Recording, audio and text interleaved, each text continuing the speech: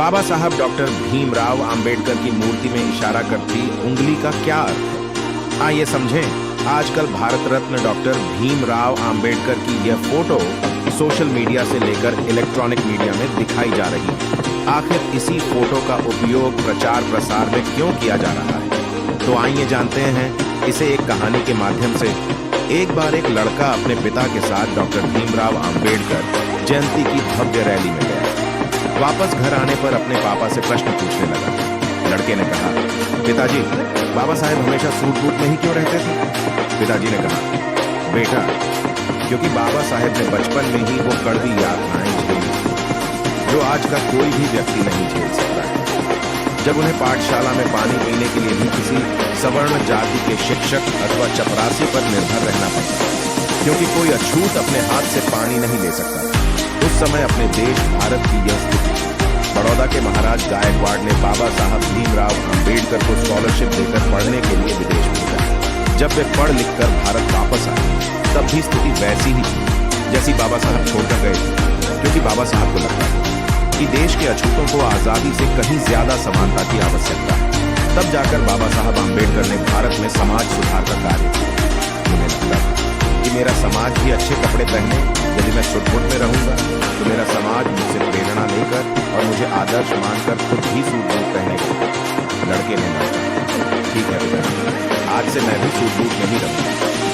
फिर लड़के ने, अच्छा पिताजी, बाबा साहब की जेब में हमेशा पेन अर्थात कमल क्यों रहता था? इस पर लड़के के पिताजी ने कहा, बहुत अच्छा प्रश्न पूछा बेटा। कलम होने का मतलब है शिक्षित होना ही सबसे जरूरी काम है। मुझे सिर्फ कलम नहीं लोगों को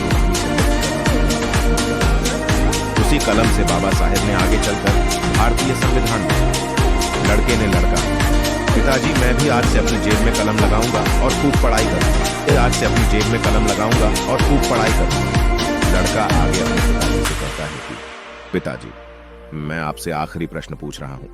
बाबा साहब उंगली का इशारा क्यों करते? आखिर इसकी क्या वजह है और उनके हाथ में कौन सी किताब है? पिताजी ने कहा, बहुत अच्छा बेटा, बहुत सटीक और तर्कपूर्ण प्रश्न पूछा है आपने।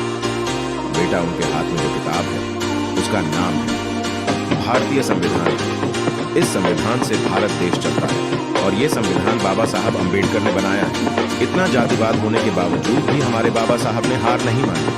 वो लड़ते रहे और अंत में ऐसा संविधान बना दिया। न कभी ऐसा बना और ना ही कभी ऐसा बनेगा। विश्व का सबसे बड़ा लिखित संविधान अपने देश भारत का है। और बेटा, मैं गर्व से कह सकता हूं कि मैं इस भारत देश का निवासी हूं।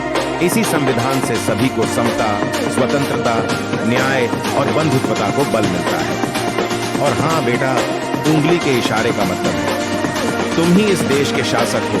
जाओ, पहले इस संविधान में दिए अपने कर्तव्यों और अधिकारों को जानो और फिर अपने में से योग्य व्यक्ति को संसद भेजो जो आपके हक और अधिकारों को उठा सके।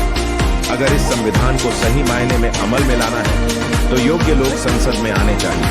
वह उंगली से यह संबोधन करते हैं कि अपने भले के लिए स्कूल, कॉलेज और संसद में जाओ। लड़का कहता है अपने पिता से, धन्यवाद पिताजी, मैं भी बाबा साहेब के विचारों पर चलूंगा और इस देश का शासनकर्ता बनकर बहुत आगे जाऊंगा। वैसे तो बाबा साहेब ने कहा है, मेरी जय जयकार करने की अपेक्षा मेरे बताए हुए मार्ग का अनुसरण करें। दोस्तों, आज की वीडियो में बस इतना ही। इस चैनल पर मैं सिर्फ बाबा साहेब के जीवन से जुड़ी छोटी बड़ी सभी जानकारी देता हूं। यदि आप बाबा साहब को पसंद करते हो और इनके बारे में और अधिक जानना चाहते हो तो हमारे अंबेडकर साहेब जी यूट्यूब चैनल को सब्सक्राइब करें। वीडियो को पूरा देखने के लिए